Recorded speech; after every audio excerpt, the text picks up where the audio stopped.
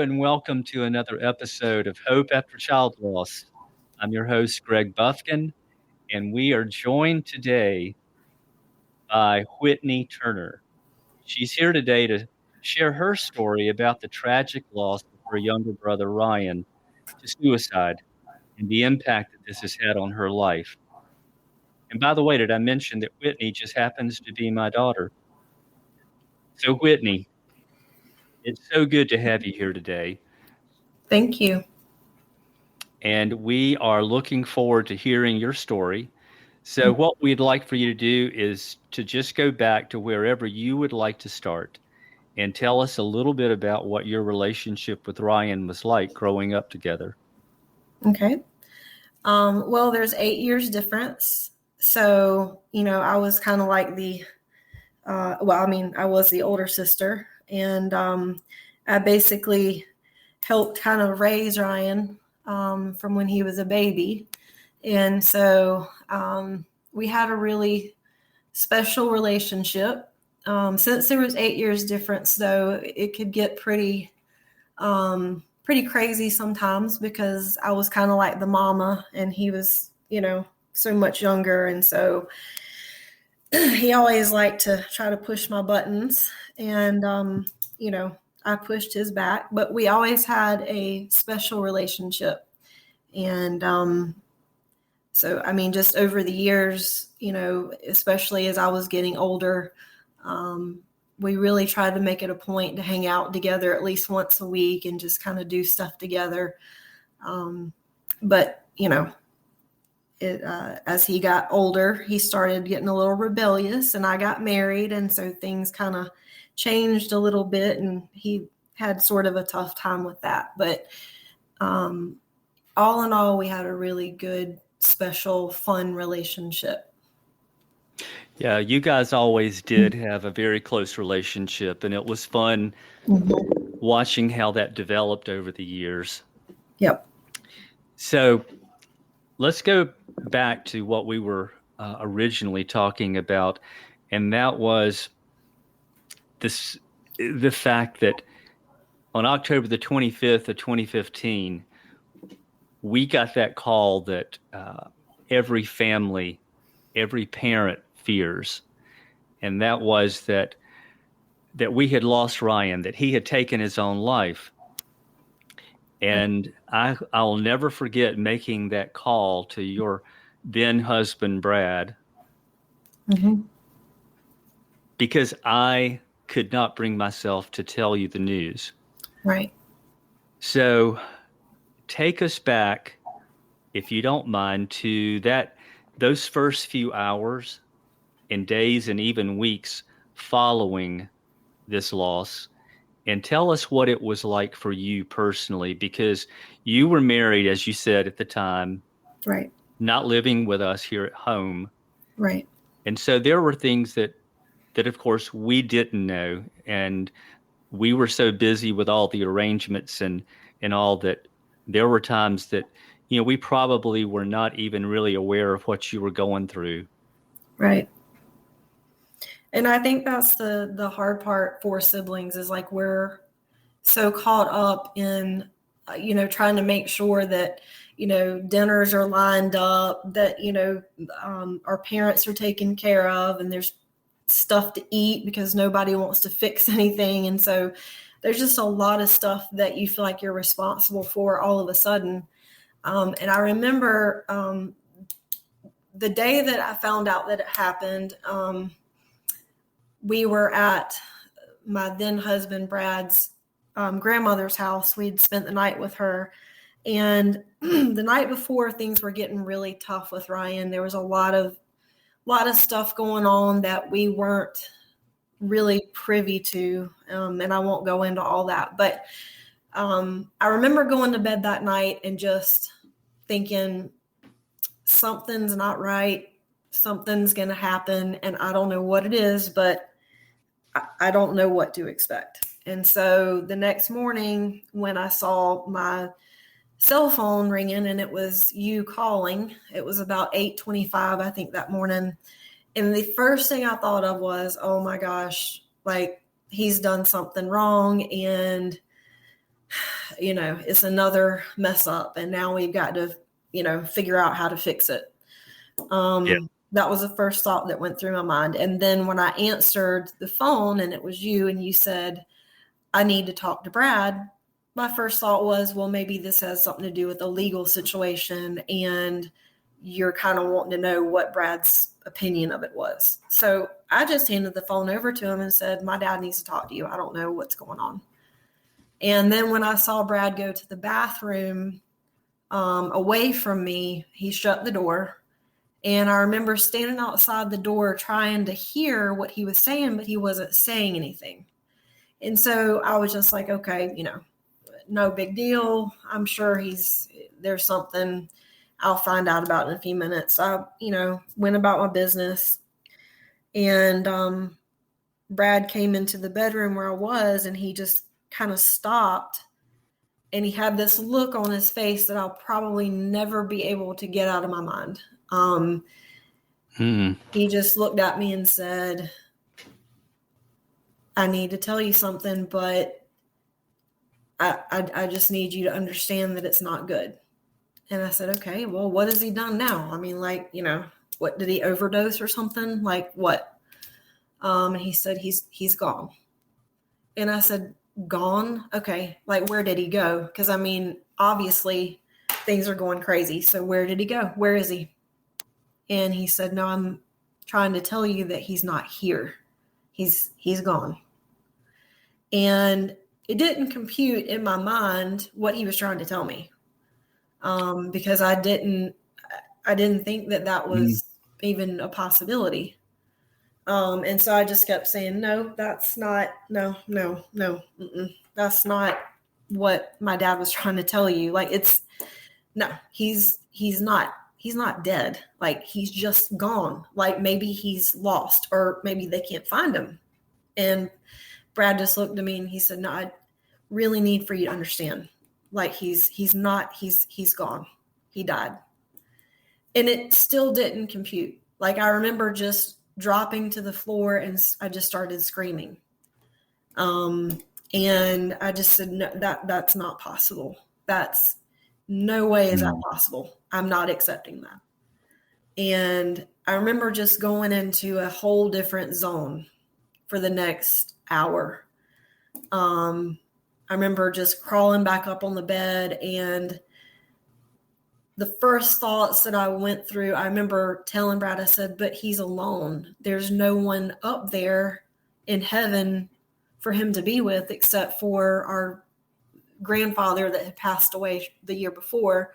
And I said, so who's going to take care of him? And I remember saying that, thinking like it was so realistic to me, like who's actually going to look out for him? And Brad was so puzzled as to what I couldn't process it. I just kept saying, he's alone and he's not taken care of. Like what's going to happen, And I said, I don't want to know how it happened. I don't want you to tell me that yet. But the next couple of hours, his family came over for lunch that day. And I just remember being in this whole other world. I couldn't place the feelings that I was, we had not, y'all were out of town. So I had no way to be around y'all yet. I remember calling my boss at the time to tell him what happened. I didn't really know what to do. It was just like a really hard few hours because, my parents are out of town. Like, so I was kind of alone. And there was nothing that from previous experience in your life that could have prepared you for this, right? No, I'd never been through anything even approaching this. So I didn't understand, any of the details. I didn't know in my mind I was like, so how am I supposed to do this? Like, how do I go to my parents' house and deal with this? Like and then I remember thinking like, I'm an only child. I'm an only child again. And I'm not ready for that. Like, I didn't want that. I wanted to be, a sibling, and I wanted that. And so I remember thinking that in the car on the way over to y'all's house, just thinking, I'm an only child again. It's just me and my parents, and he's left me. He's abandoned me, and he just decided to call it quits, and now he's done. And I just remember that strong feeling of abandonment being just so prevalent on the way over here. Did you find yourself feeling angry? No, I wasn't angry. I was just very confused because Yeah. I didn't know the whole story yet. It was like trying to put puzzle pieces together that you had no puzzle pieces to put together. I mean, it was just, I didn't know any of the details. I didn't know what happened. I didn't know where he was. And so I wasn't angry. I was just very confused and very hurt and very just devastated. So, Yeah. Yeah, that's hard. yeah. That's very hard because we were all walking in new territory where Right. we had never been before. Right. Yeah. Whitney, surviving siblings are known as the forgotten mourners. Mm-hmm. So from your experience, what would you say, or how would you describe what that looked like for you and how it affected your personal grief journey? Well, first of all, like I said earlier, like, your main concern as a sibling, especially when you become an only child overnight, is, okay, so what do I do now to help my parents out? Like, you go into a mode of just, I've got to fix everything because they can't do it. They're literally like in a state of shock and confusion and hurt. So I've got to somehow toughen up and make this all happen. And that's just a go-to response, especially, when you're a mom and you're a wife, like, there's an instinct that you have that's like, okay, all right, enough of that. I've got to put my stuff aside and go into this mode of trying to help out. And so that really is difficult, because, you're called a forgotten mourner because people hoard, they want to make sure that the parents are okay. That's their primary focus, because losing a child is, it's horrific. It's one of the most horrible things that can happen to you. And so everyone's immediately trying to flock to the parents to help them through it. And they just kind of assume that the sibling is going to kind of follow suit. Like, you kind of, in your mind, you're just like, oh, okay, I'm good. Like, they don't need to worry about me. I'm good. As long as my parents are taken care of, I'm good. I can get through this. And so that causes some conflict internally. So would you say that you found yourself trying to compartmentalize your own grief for the sake of your mom and me? Yes, very much so. Because, you can't, it's not like you feel like you can just lose it in front of your parents when y'all are going through that, and y'all help comfort me. Because you have nothing to, you have none of that to give. And so, unfortunately, at the time, and I won't get into much of this, but my ex-husband was not very empathetic as well. So he was under the impression that I just needed to hurry up, get through it, get past it, move on, keep going. And so that was kind of my, my go-to method. So yeah, it's almost like putting that in a box and putting it, in another room for a little bit and saying, okay, I'm going to come back to this when I'm ready. But right now I got too much to do. I've just got to make sure everything's taken care of real quick. I'm sorry. That must be incredibly hard. It is.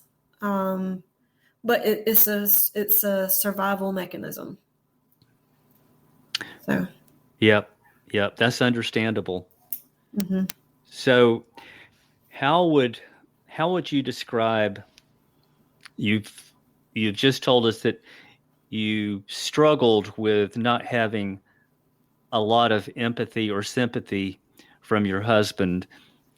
In general terms, you did have some community in your life.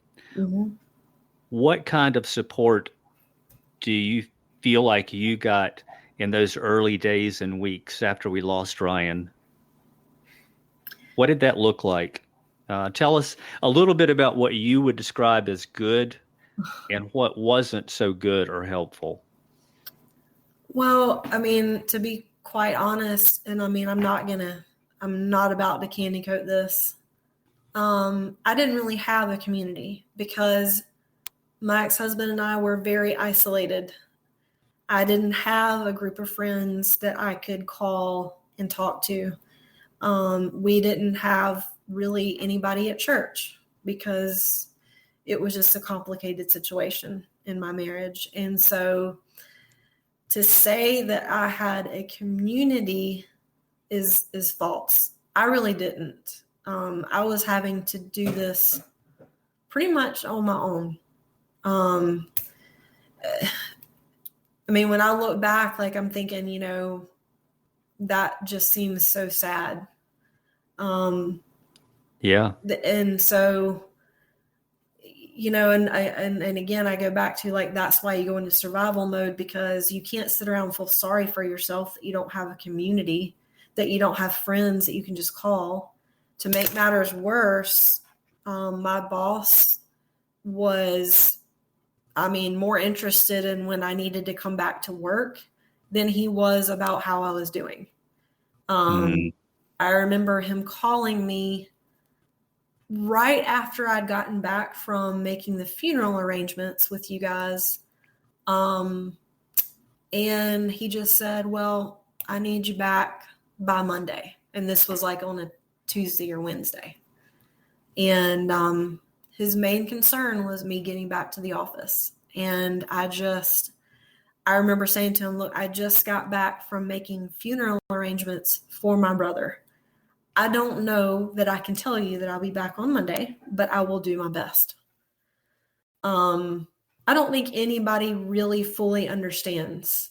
It's like they just assume because you're the sibling, like, it's not a big deal. Like, she'll be fine. It's all good.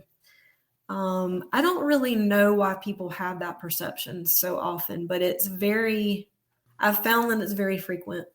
It's not isolated.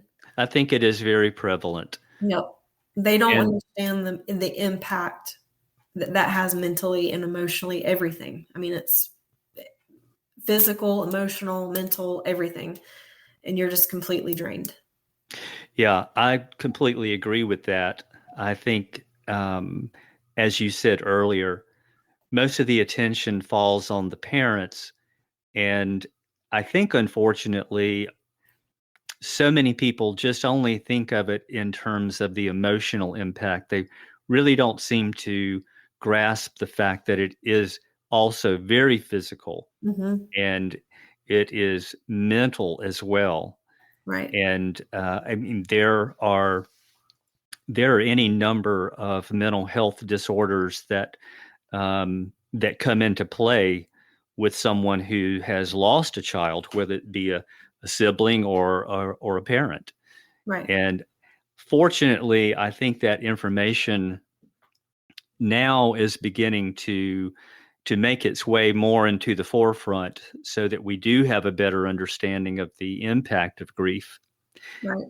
And I think for you guys, one of the things that that our listeners probably don't know is that you were almost 10 years older than Ryan. And so in a lot of respects, you were like a second mom. Right.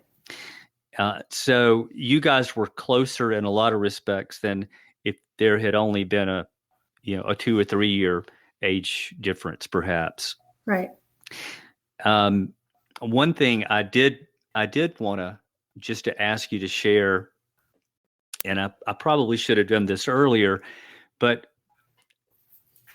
you and Ryan, one of the things that you had in common was your love for um, your love for funny movies, and you guys seem to sometimes get into a little trouble together occasionally, Mm-hmm. especially when you were both younger. Right. So I'm sure that our listeners would love to hear one of your favorite stories about Ryan, or about something that you and Ryan both got together and came up with. Well, one of my favorite ones is I was and I babysat a lot. I was the built-in babysitter. So for y'all that was pretty good. It Right? was great. So the older that I got and when I started driving, that worked out even better. So I had my best friend over here, and we were getting ready to go out to eat, and Ryan wanted to go with us. So we got in the car and started backing out the driveway, and I hit the basketball goal with my mom's car, and knocked the front headlight out. And immediately, I'm like, I might have said a couple of words, and Ryan was like, "Oh, you're going to get in trouble. I'm going to tell on you.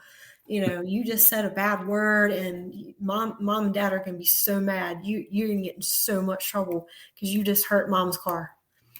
And I just remember, I was like, "You don't say a word. You just don't just be quiet. Let me handle it." And he was like, "Oh, no, I'm going to tell. You're going to be in so much trouble." And Ryan was, when he was younger, he was not as rebellious as he became later in life, but he was a little tattletale when when I was going through my teenage years. So I could tell you several stories, but Whit, as I recall, there was a little bit more to that story than what you've just revealed. Why don't you fill in our listeners on those details? Well, I thought that I needed to repair the headlight before y'all came home. So in all of my 16-year-old intelligence, the only thing that I could find in the cabinet in the laundry room was some wood glue. And so I figure, well, wood glue is better than nothing. So I tried to fix the headlight with wood glue. And wood glue does not work well on that kind of material. But I did the best I could and thought, cross my fingers, Dad won't notice it when he comes home. Right. They'll never notice. They'll never notice. And as soon as y'all walked in the door, it wasn't 2 minutes. And you were like, "What happened to your mom's car?" And I was like, really, honestly, what do you do? Go around the car and look at it? Like as soon as you walk in the driveway. I was thinking I had a little bit of time to live, so, so yeah, it was, that was a learning lesson. You don't use wood glue to fix a headlight on a car. Yeah. But it was an honest effort. So. Oh, and I absolutely gave you and Ryan both an A for effort, Right. And for ingenuity. Right. Exactly.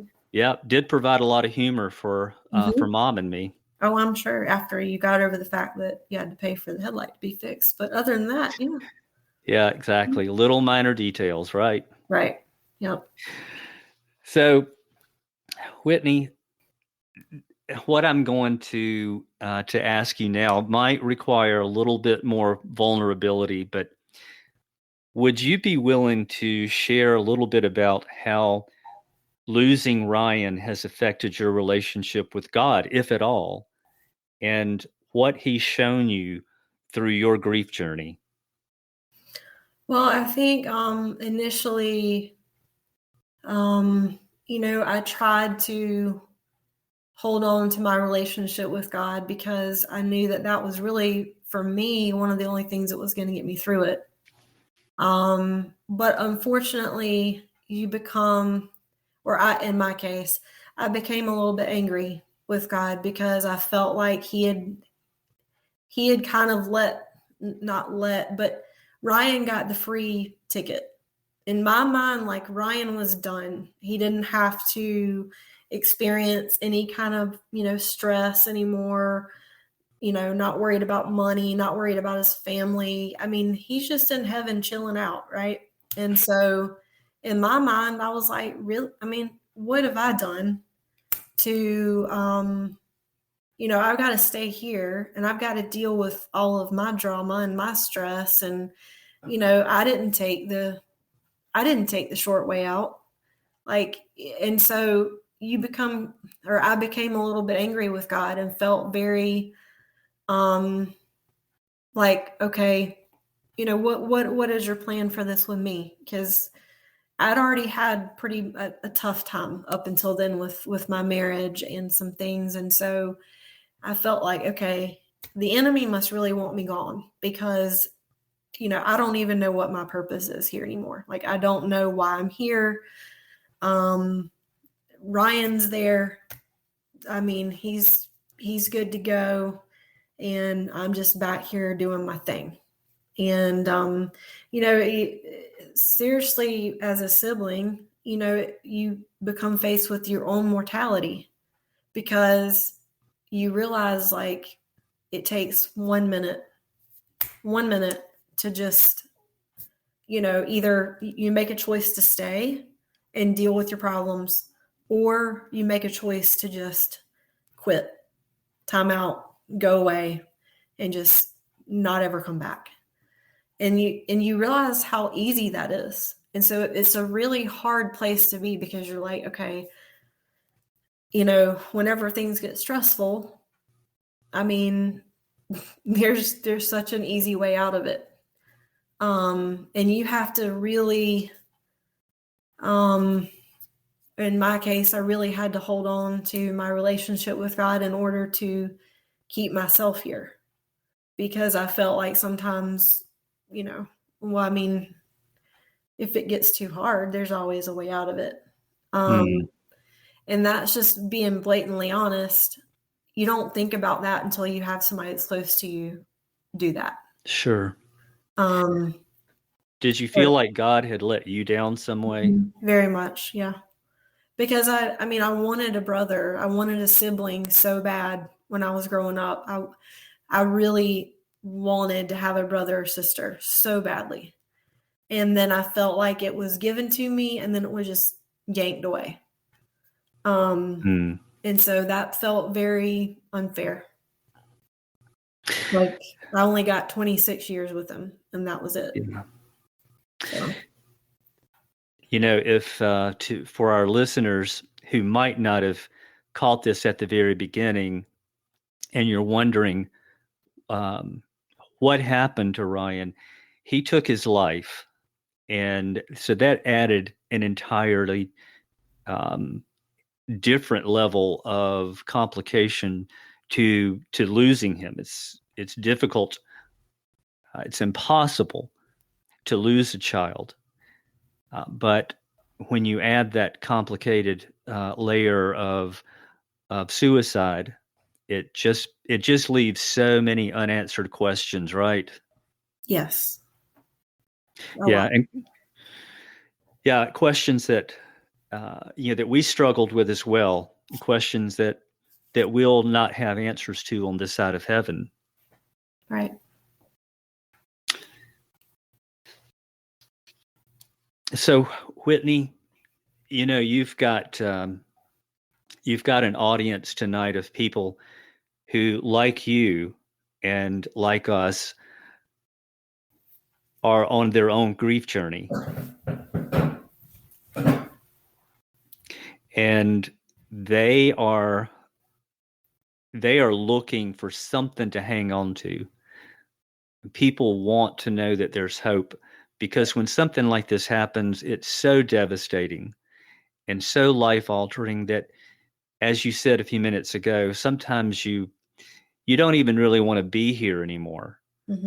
You don't really care whether you live or die. Yep. But there are people out there right now who are listening to your voice, and they are looking for something to give them some hope. If you could look them in the face right now, what would you say to them? I would probably say that in my case, the way that I look at it is that, it's my job to keep going.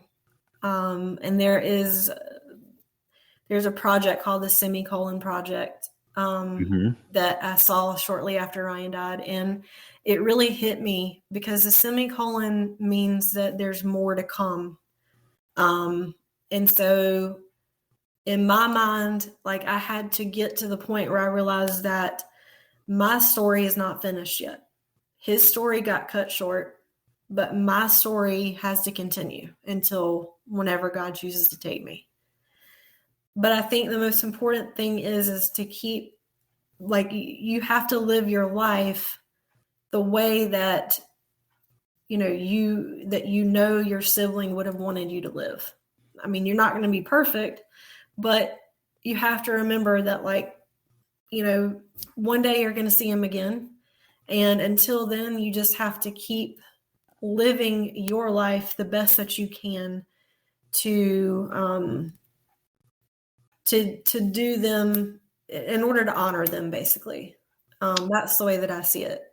Right. I wear a bracelet every day. I haven't taken it off. It's got a semicolon on it. And every time I see that, it always reminds me that that's, not what keeps me going, but it is sort of in honor of him to keep my story going and to keep my life going and to continue, even if that means making hard choices along the way. I've gone through a divorce. I mean, there's a lot of things that have been life altering since Ryan passed away. But in my mind, I had to make some choices that I knew would help my life be better and more beneficial. And I knew that my brother would appreciate that. And so I think the best thing that you can do is just live every day in honor of them and try not to think about the fact that you're still here and they're gone. Like, you know that you're going to be together one day. But until then, you got to keep going, and you got to put one foot in front of the other. And you have to live your life in order to keep going, and for your own family and for your parents. And, your relationship with God can go through ups and downs. And I think that's perfectly normal. Absolutely. I totally agree. So, Whitney, there is a scripture in the book of Romans in the Bible that says that in all things God works together for the good of those who love him and are called according to his purpose. When something like this happens, it is incredibly difficult to try to wrap your head around what good could God possibly bring out of the death of my brother or the death of our child. Right. It's been October the 25th was 7 years. Mm-hmm. So from your perspective today, is there anything that you could speak to in regards to the truth of that scripture? Have you seen, and what might you have seen in the form of good that God has brought from losing your brother? Yeah, I mean, it's altered the course of my life in so many ways.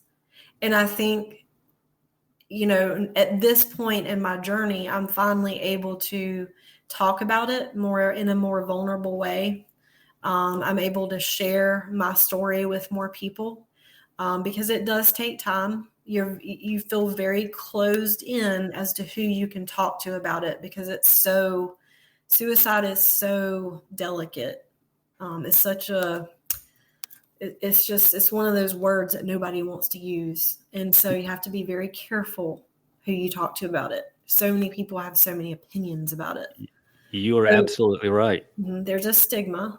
And so it's caused me to have to toughen up a little bit and to realize, okay, I didn't create that. I didn't make that choice. That's him. That's on him. But I can talk to other people and I can help them through it. And in fact, one of the best things that happened was that the person that I'm dating now, as you know, lost his wife, and Right. we actually connected because of our grief. I have been able to help him with his grieving process because I've been in the grieving process for a lot longer. And so, God knew that ahead of time.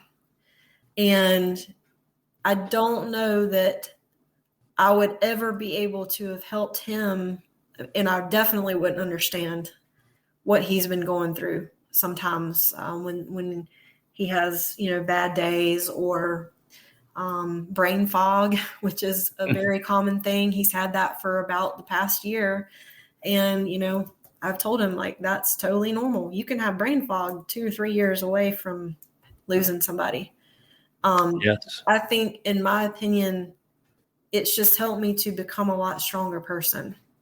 I'm able to be far more vulnerable now than I was before, and share with people. And I think that Ryan would appreciate that. So, yeah. Yeah, I know Ryan loves that. And yeah, I mean, it's one of those things that God is so good at. We wonder at the time why he allows us to go through some very difficult things. But when we have the perspective of being able to look back, we can see how he absolutely does take those situations and what he has shown us and what he's done in us to be able to help other people. Right. It's not something that that either of us would have chosen, but it is really cool to see how God does that. Absolutely. Because I think there's so many people that are afraid to talk about it. They're afraid to talk about the grieving process. And I think one more thing that I would add that's very, very, very important is to get counseling, especially when you're a sibling. It took me 3 years to go to counseling because I was deathly afraid of being too vulnerable and letting someone into that world of mine. But I am still in counseling, having to go back through the grieving process of that because I didn't choose to go through counseling probably as soon as I should. But I can't go back and change things. But I think a good word of advice I would have for anybody in that position is you've got to have a good counselor that will help you walk through the steps of the grieving process in a healthy way and tell you that you're not crazy. You're not going through anything that no one else has gone through. But a lot of siblings don't want to do it because they don't want to deal with it. And I get that, but it's very, very healthy to go to counseling. I would completely agree with that, Whit. I know your mom and I went to counseling for about 3 years after we lost Ryan. Yep. And it was invaluable in helping us be able to process what we were going through and to understand what each other were going through. Right. So it does require some vulnerability, but it is so incredibly important in the healing process. And I believe that it helps us to be able to have a better understanding of ourselves and what we expect of ourselves, because a good counselor can help us see things in ourselves and about ourselves that we sometimes are blind to, and help us understand perspectives that we might not necessarily have been able to have on our own, just simply because of the impact that grief was having on us at the time. Right. Yeah. Well, Whitney, we are so very thankful that you are willing to join us and to be vulnerable enough to share all that you have shared about your story. And I would just invite you now, if there is anything else that you would like to share with us, please take a moment and do that. I think I would just say that, you know, when you see someone that is going through the grieving process, there's that saying that you never know. I mean, you should always be kind to people because you never know what they're going through. Mm. And that's kind of stuck with me. And I feel like, it's all in perspective. My counselor has talked a lot about not caring so much about what other people think. You have to stay in your own lane, and you have to heal on your own time. And you have to let God work in your life instead of worrying about what everybody else expects you and thinks that you should be doing. I think that's invaluable, advice, is that there's no grief timeline. I mean, there's just not. And I think to expect to, stop grieving after 5 or 6 years is just not possible. And he's helped me to realize that, I have to take it at my own pace. There's days when, just like last week on the 25th, I had not really been able to feel a lot of feelings that I had, because I'd shut them off for so long about that day. And so I was feeling feelings I hadn't really ever felt before. And so it was very hard for me. I journaled some. I think journaling is a good thing to do to let some of your anger out, and you can talk to God through journaling. And I do that sometimes. And so, yeah, I just think that you have to remember to stay in your own lane and don't fear what other people are going to say about you. Yeah, that is very good advice. And I remember our counselor told us early on that, there is no right or wrong way to grieve. There are just healthy and unhealthy ways to grieve. Right. And, Whit, I think a lot of times people who are listening to someone like you sharing their story of what their grief journey's been like, if it's only been a few days or a few weeks or even a few months, they may be wondering, will my life ever be good again? Will I ever enjoy life again? Will I ever laugh again? Mm-hmm. And I think that is so very normal. I know we found ourselves there so many times. Tell us a little bit before we finish this episode. Tell us a little bit about what your life is like today, 7 years later, if you don't mind. Well, my life is completely different. To say that, like, that day, pretty much everything changed. And some things are for the better. Some things are, they could be better. I did struggle with some addiction, not any hard drugs or anything, but I unfortunately got addicted to some painkillers, to try to numb a lot of the feelings. And so in that respect, my life took a turn that I really had never expected it to have. And so, but in many ways, God showed me how I needed to realign my life, because I was kind of headed down a similar path to what my brother was going through, with a lot of depression and a lot of, just trauma that you don't know how to handle healthy. And so I think one of the main things is learning how to become a healthier version of yourself. And it may take 10 years. It may take 5 years. But there is hope, and there is, the silver lining on the clouds. And there's going to be days when you can see that.